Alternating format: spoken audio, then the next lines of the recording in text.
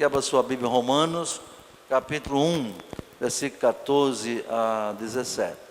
Hoje o culto é de mutirão. Não sei se tem alguém aqui não evangélico no nosso meio. Parece que não, não é? Mas eu tenho certeza que diante dessa câmera aí, lá nos seus computadores, tem várias pessoas assistindo ao culto. E pode haver também uma pessoa que precisa ouvir uma mensagem de Deus para a sua vida, para a sua alma. E quando eu estava orando para vir hoje, o que é que eu vou pregar, Senhor? Falar sobre qual tema? Aí veio o coração esse tema de Romanos 1, 14 a 17. Eu gosto muito de pregar nesse tema, que ele é evangelístico por excelência, meu irmão. Louvado seja Deus. Olha só o que o apóstolo diz, acompanhe na sua Bíblia. Ele está falando aos romanos. Aos romanos aqui eram os crentes em Jesus, que aceitaram ao Senhor lá na cidade de Roma. Viu? Lá na cidade de Roma. Paulo ainda não tinha sido preso, não é? Então ele mandou essa carta para os irmãos que estavam lá em Roma, está vendo? E então ele fala várias coisas importantes no seu início aqui, não é? Aí ele diz assim: eu sou devedor, tanto a gregos como a bárbaros, tanto a sábios como a ignorantes. Está vendo? Os gregos, porque ele disse eu sou devedor a gregos? Os gregos, irmãos, representavam os intelectuais da época, os filósofos, né? Os cientistas da época. Então, eles eram conhecidos. A Grécia era conhecida como a nação, o berço da filosofia, da intelectualidade, entendeu? Aí Paulo disse, eu sou devedor a eles, eu preciso pregar para gregos. Gregos são importantes para Deus também, são sabidos, são sábios, segundo o mundo, não é? Tem muita intelectualidade, pois nós somos devedores a eles, precisamos pregar a eles também. Tem crente que só quer pregar para as pessoas pobres, devemos pregar aos pobres, sim, mas não se pode deixar de pregar aos ricos, não. De alguma forma temos que chegar a eles, não é? Eu tive que tirar o programa Fonte de Vida da televisão para diminuir as despesas da igreja, mas através daquele programa nós chegamos a apartamentos em vários prédios em Natal, em vários lugares. Por que eu sei disso? Porque pessoas às vezes me comunicavam, o senhor aquele pastor que está lá na televisão no sábado, sim, eu assisto, não sou crente, mas eu assisto. Por quê? A gente não pode pregar lá no 10º andar, mas através da televisão a gente chega em qualquer lugar que alguém liga o aparelho, não é verdade, irmãos? Graças a Deus. Então pregamos para ricos também. Quando eu dirigi a congregação do Tirol, em Natal, uma bela congregação que eu dirigi a construção daquela congregação no bairro do Tirol, não é? Na Praça Augusto Leite. O bairro era considerado, ainda é, um bairro chamado assim, nobre, que muita gente rica mora ali. Só que quando eu fui dirigir aquela igreja, era uma igreja muito pobrezinha, de 4,5 metros de largura por 10. Eu fui dirigir. A maioria das pessoas daquela igreja era formada de empregadas domésticas, empregadas daquelas pessoas ricas do bairro, não é? Graças a Deus, ajudamos a abrir aquela congregação ali, e mesmo sem eu dirigir, eu só vim dirigir a congregação 2 anos depois que ela estava construída, mas eu ajudei a abrir a congregação. Eu fazia cultos ao ar livre na frente da minha casa, quando não tinha igreja ali. Depois que abriu, aí passamos não a frequentar lá, frequentava em Natal, na igreja central, mas ajudamos. Então o mutirão começou ali, entendeu? Foi lá no Tirol que me veio a ideia que Deus me deu de fazer mutirão, levar equipes pelas ruas, de casa em casa, cultos ao ar livre. Começou ali. Muitas vezes a gente chegava, não é? Na casa daquela gente rica, era difícil eles abrirem a porta, irmão. Muito difícil. porque eles se julgam muito importantes. Rico acha que não precisa de Deus. Viu? Era tão sério isso ali no Tirol, que eu tinha um amigo meu, colega da faculdade de economia. O pai dele era um homem muito rico, mas muito rico mesmo. Muitas casas, propriedades, fazendas, não é? Para você ver como é o grego, como é o intelectual, como é o rico. E eu ia estudar com o meu colega na casa dele, e ele na minha casa e tal, muitas vezes até 2 da manhã, para ter uma boa nota no curso de economia, porque eu tomei uma decisão, nunca colar. Eu nem colava, nem dava cola. Não. Eu sabia como era difícil para mim estudar, casado, sargento do exército. Eu ia estudar então para dar cola a um bando de gente preguiçoso. Negativo. Aí tinha uns camaradas que queriam ver olhar assim para mim, eu fazia. Tomava a frente para ele não ver. Não, meu irmão. Pois bem, o pai desse colega, ele era muito rico. Um dia ele disse para mim, Erinaldo, agora aquela família católica, mas aquele homem muito soberbo e muito amante do dinheiro. E também era uma espécie de ateu. Meu colega disse, Erinaldo, meu pai é um homem muito incrédulo, rapaz. Olha, meu pai bate no bolso assim. Diz, meu Deus está aqui, ó. Aqui está o meu Deus batendo no bolso assim com dinheiro. E dizia assim, que eu quero viajar, o meu Deus me dá a viagem. Eu quero comprar um carro novo, meu Deus me dá o carro novo. Então meu Deus é que dá tudo, me deu casa, deu tudo. O próprio filho ignorava aquilo. Ele dizia, fulano, orar pelo teu pai, realmente é uma visão muito materialista, não é? Pois bem, queridos, para você ver como a riqueza não garante a felicidade real, garante uma felicidade aparente, passageira. Quando foi um dia, ele estava na fazenda dele, com os amigos, bebendo cerveja, bebendo uísque bom, e de repente deu uma dor nele no ventre, mas foi uma dor muito forte, que ele ficou pálido, ele quis desmaiar. Aí disse, depressa me leve para o hospital. Colocaram dentro do carro e partiram para Natal a toda velocidade. Chegaram no pronto-socorro, ele entrou lá e os exames acusaram uma doença muito grave. Então o médico de plantão disse, olha, o seu caso é grave, vamos fazer aqui os primeiros procedimentos, remédio, injeção, mas procure o mais depressa possível o especialista. No outro dia ele estava lá no especialista, em Natal. O especialista disse, olha, o que o médico de plantão disse, infelizmente é real. É uma doença grave e já bem avançada. E eu não posso fazer nada aqui. E o que eu faço? Bem, se o senhor puder ir para São Paulo, lá em São Paulo tem um hospital tal, tem uma clínica tal, que pode cuidar melhor do senhor. Aqui não tem recurso para isso não. Aí ele não bateu no bolso, mas disse, não é problema, vamos lá. Amanhã a gente viaja para São Paulo. E chegando lá, ele disse, eu não quero um médico só não.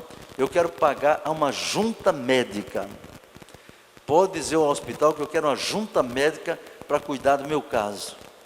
E assim foi feito.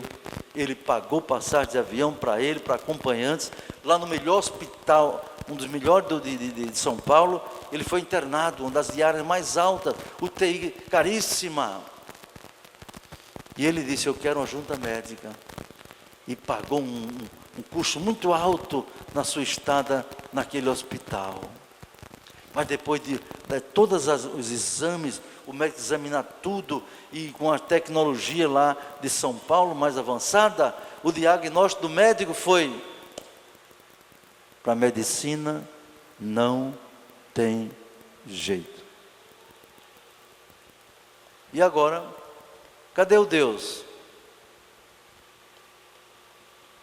O Deus comprou passagem, o Deus comprou viagem. O Deus dele, o Deus dinheiro pagou médico.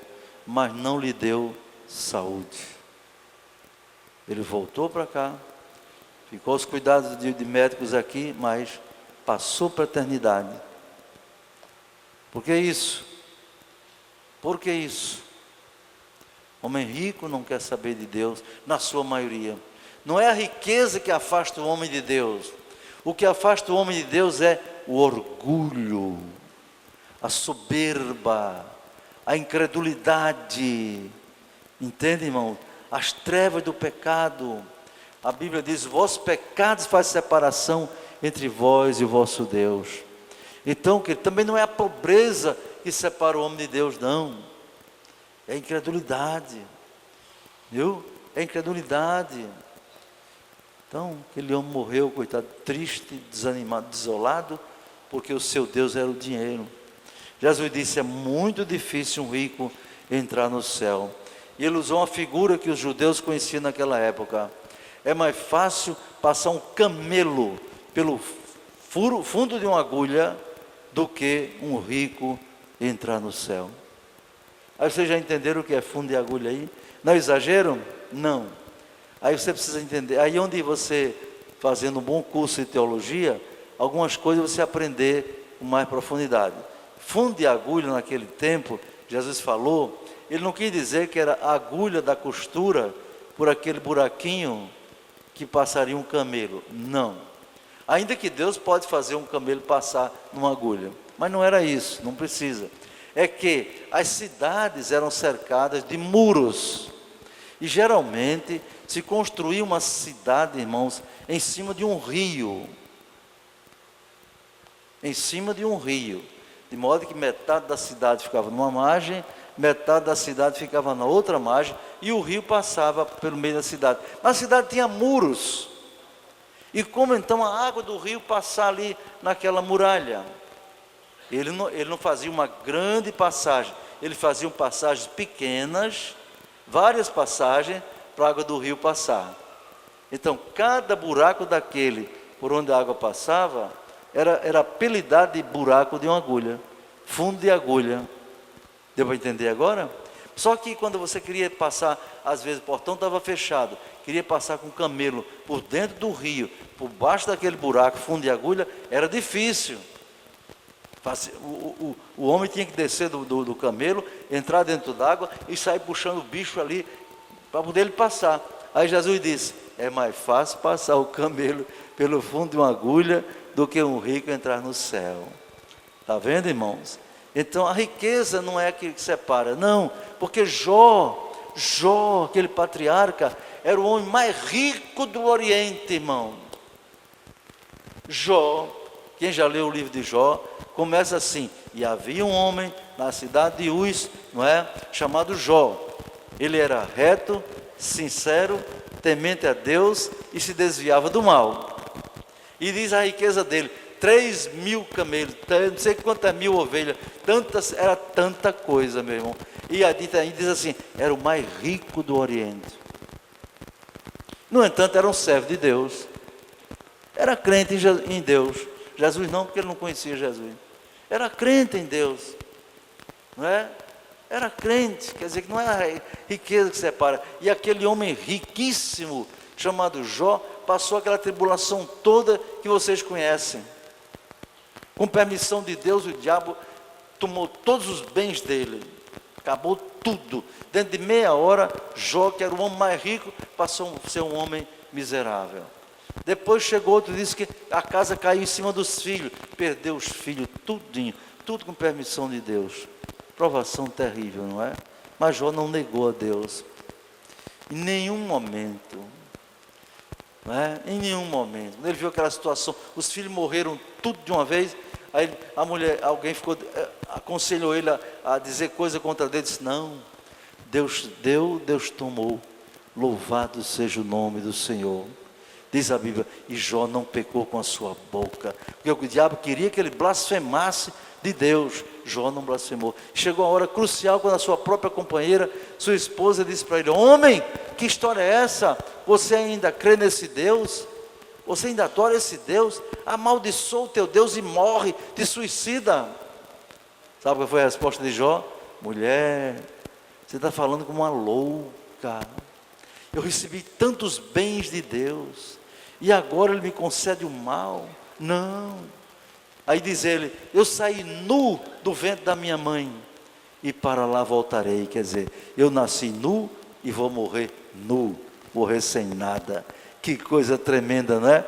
E lá para frente, a maior coisa que eu vejo Jó ser vitorioso é quando aqueles amigos dele ruins, não é, começam a acusar ele de ter feito coisa errada para estar naquela situação. Jó diz assim, ó: eu sei que o meu Redentor vive, cheio de chaga no corpo. Eu sei que meu Redentor vive e que por fim se levantará sobre a terra, e eu o verei com esses olhos. Estão aqui, ó. Está vendo como é que o homem de Deus é vitorioso? Não murmura, não blasfema, não critica, não. Ele confiava que Deus estava no controle da vida dele. E por fim, o que é que diz a Bíblia? Quando ele orava pelos seus amigos, aquela turma ruim, orava pelos seus amigos, Deus deu em dobro a ele tudo o que ele perdeu, restituiu em dobro. Dê glória a Deus por isso. Então a riqueza não separa. Então pode dizer: eu sou devedor a gregos, quer dizer, a rico, a esse povo metido é importante, eu preciso evangelizá-lo. Mas sou devedor a gregos e a bárbaros. Quem eram os bárbaros? Quem estudou história geral se lembra que aquele tempo quem dominava era o Império Romano. Dominava toda a Europa, Oriente Médio e muito mais. Então, quem fazia parte do Império Romano era considerado cidadão romano, etc. E aquele povo que não era do Império Romano era chamado de bárbaros. Além de serem muito violentos, guerreiros, eles eram ignorantes, meus irmãos. Não tinham letra, não tinham arte, não tinham cultura. A única coisa que eles sabiam fazer era guerrear, matar e comer e pronto. Está lembrado dos godos, visigodos, vikings, aquele pessoal, não é? Era só o que eles sabiam fazer. Então eu sou devido tanto a gregos, não é, quanto a bárbaros, tanto a sábios. Aqui é que sábio quer dizer sábio segundo a sabedoria humana, tanto a sábio como a ignorantes, gente que não sabe ler, não tem ciência, não tem cultura, não tem nada disso. Eu sou devedor a eles também. Foi por isso que Deus me abençoou quando eu era da universidade, queridos. Eu disse a Deus: Senhor, Tu não me trouxeste aqui para a universidade apenas para ser professor da universidade. Não, aqui eu sou Tua testemunha. Aqui na universidade eu sou Tua testemunha. E eu gostaria, Senhor, de evangelizar os meus colegas, professores, reitor, alunos. Eu queria evangelizar. Até que um dia Deus ouviu minha oração, sabe como? Eu me tornei presidente daquele grupo que passou aqui numa escola dominical, dos Gideões Internacionais, não é? Fui presidente 3 anos dos Gideões Internacionais. Então ele distribui Novo Testamento nas escolas, universidades, quartéis, empresas, etc. Não é? Muitos lugares assim. Então eu disse: meu Deus, agora como é que eu vou evangelizar com meus amigos Gideões da universidade? Aí foi o meu reitor. A essa altura, além de ser professor, Deus me levou a uma posição mais elevada lá na universidade. Me fez pró-reitor de administração. O pró-reitor só tinha 6 cargos desses, muito importantes. E Deus me chamou para um desses cargos. Não tinha ninguém político na minha família, nem um vereador, nada. Mas Deus me abençoou nos cargos que eu passei por aí, não é? Eu não vou cantar o que aconteceu. E o reitor mandou me chamar. Eu era professor. Rinaldo, eu estou sabendo do que você fez em cargos na prefeitura e no estado. Eu estou precisando de uma pessoa com esse perfil para trabalhar comigo aqui na universidade. Ser diretor de pessoal ou de finanças. Eu acabei sendo diretor de pessoal. E o meu trabalho ali, Deus abençoou, foi tão bom que quando o cargo de pró-reitor vagou, ele me chamou e disse: Rinaldo, quero que você assuma a pró-reitoria da administração. E aí o pró-reitor da administração tem uma influência grande. Lá ele cuida, está subordinado a ele pessoal, material, patrimônio, serviços gerais, prefeitura do campo, tudo. É quem administra a universidade. O reitor governa, mas quem administra mesmo é o pró-reitor da administração. E naquela posição, um dia eu falei com o meu reitor: reitor, eu faço parte de um grupo chamado Gideões e gostaria de evangelizar, distribuir a palavra de Deus na universidade. Ele disse: pois não, Alinaldo, não atrapalhando as aulas, pode começar, pode. Então, nós fomos, irmãos, foi tão interessante, nós fomos em todas as salas de aula da universidade com Gideões, todas, sem exceção, né? Chegava numa sala daquela: bom dia, professor. Ele já sabia que era o pró-reitor. Bom dia, professor. Olha, eu queria 5 minutos da sua aula para deixar uma mensagem. Pois não, pode entrar. Enquanto eu dava aquela mensagem, os colegas distribuíam o Novo Testamento. E assim foi para todo mundo da universidade. No campus biomédico, lá nos hospitais, no campus central, em todo lugar da universidade, a palavra de Deus chegou. E no gabinete do reitor, deixamos uma Bíblia com ele. Então, ali estão os sábios, não é verdade? Então nós devemos também a eles. E evangelizamos ali aos sábios, não é verdade? Mas também evangelizamos aos ignorantes, a pessoas que não têm letra, ignorantes segundo a cultura, não é verdade? Assim é o que Paulo está dizendo. E diz ele: assim quanto está em mim, estou pronto a anunciar o evangelho. Ô irmão, eu fico um pouco assim preocupado, porque aqui no templo sede, o número de evangelizadores é pequeno. É pequeno. Nós temos 26 ruas para evangelizar. O ideal era que tivéssemos 52 pessoas inscritas para as equipes de evangelização, de modo que em cada rua tivesse 2 pessoas, não é verdade? Uma equipe, mas não tem nem a metade. Mas eu louvo a Deus por esses irmãos semeadores de Cristo, tanto os novos convertidos, são, creio, a maioria, e outros que durante essa semana têm saído de casa em casa, levando a mensagem, batendo palma, não é? A pessoa vem, entrega o folheto, se abre a porta, fala de Jesus, se não abre a porta, entrega, coloca o folheto na caixa do correio e assim por diante. Então devemos estar dispostos a evangelizar. Por quê? Porque nós somos devedores. Nós somos devedores, meus irmãos. Se você hoje é salvo, não é? Está feliz com Jesus, tem gente que está indo para o inferno. E o livro de Provérbios diz: livra os que estão sendo levados para a matança, se é que os podes livrar. Está vendo? E não diga assim: eu não tenho nada com isso, porque aquele que vê todas as coisas, um dia vai cobrar. Está escrito isso na palavra de Deus. Entende, irmão? Então, naquilo que depender de você, fale de Jesus para alguém, leve o evangelho para alguém. Não precisa pregar como eu estou pregando aqui no púlpito, não. Não precisa disso. Não, basta falar de Jesus. Basta dizer para a pessoa da maneira mais simples: olha, você sabe que Jesus ama você? Eu passei lá numa cidade lá nos Estados Unidos, sabe, lá no Texas. Então os irmãos presbiterianos, uma igreja presbiteriana no Texas, eles evangelizam mais do que muita gente da Assembleia de Deus. Eles saem pelas ruas também, saíam naquela época, não sei agora. E sabe, eles têm lá um tal de um evangelismo explosivo, evangelismo de impacto. Como é que eles faziam? Segue os folhetos na rua, aí a abordagem era assim, sabe? Preste atenção. Chega pela pessoa: bom dia, se você morrer hoje, para onde você vai? Era abordagem logo. A pessoa parava: morrer? Sim, se você morrer hoje, vai para onde? Tinha gente que dizia: eu não sei não. Pois você não sabe? Deus quer que você saiba. Jesus ama você. Aí entrava com a palavra, pregava ali, entregava folheto. Tem outros que se espantavam, né? Se você morrer hoje, vai para lá com essa história de morrer. Vai embora, porque falou de morrer. Mas muita gente ganharam com essa abordagem, não é? Nós aqui no nosso mutirão não usamos essa explosão, não. A gente é mais moderado.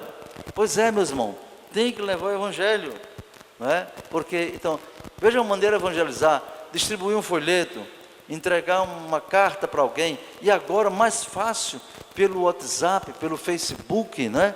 Você mandar uma mensagem evangelística. Jesus está voltando, está perto, irmão. Temos que apressar a nossa tarefa. E diz ele, diante de tudo isso, não me envergonho, olha só, porque eu não me envergonho. Aí ele está dizendo, eu quero evangelizar, sabe, ignorante, a gregos e a bárbaros, sabe por quê? Porque eu não me envergonho do evangelho de Cristo. Não me envergonho. Tem crente que tem vergonha, irmão, tem vergonha de ser crente, tem vergonha de mostrar a cara que é crente, não é? Tem gente que vai para a escola de uma maneira para não parecer nem de longe que é um crente, para querer agradar aquelas pessoas, para se sentir bem no meio delas. Isso é muito ruim. Jesus disse, sabe o que, queridos? Aquele que se envergonhar de mim diante dos homens, eu me envergonharei deles diante de meu Pai que está no céu e dos seus anjos. Já pensou? Um dia um grupo de pessoas no juízo final vai ouvir Jesus dizer, Pai, eu tenho vergonha desses aí, olha, eles se envergonharam de mim. Lá em Parnamirim, lá não sei aonde, lá no Brasil, lá na Alemanha, lá nos Estados Unidos, na Europa, se envergonharam de mim, eu me envergonho deles também. Aí chama o anjo secretário e diz, lê aí o nome deles, bem rapidinho, isso vai ser no fração de segundo. Todos eles vão saber que o seu nome estão escritos no livro das obras, no livro da condenação, e vão ser lançados na condenação do inferno para sempre. Mas ele diz, aquele que me confessar diante dos homens, eu confessarei diante de meu Pai, que está no céu e dos seus anjos. Que maravilha, não é? A igreja está lá presente, já está, Pai, aí está aqueles que não tiveram vergonha de mim, eles falaram de mim, eles não se envergonharam de mim lá no mundo, e agora pela fé em mim, que morri na cruz do Calvário, eles chegaram aqui. Glória a Deus, sejam bem-vindos, Deus vai dizer para ele, não é? Aleluia, glória a Deus, não me envergonho do evangelho de Cristo, porque é poder de Deus para a salvação de todo aquele que crê, irmão.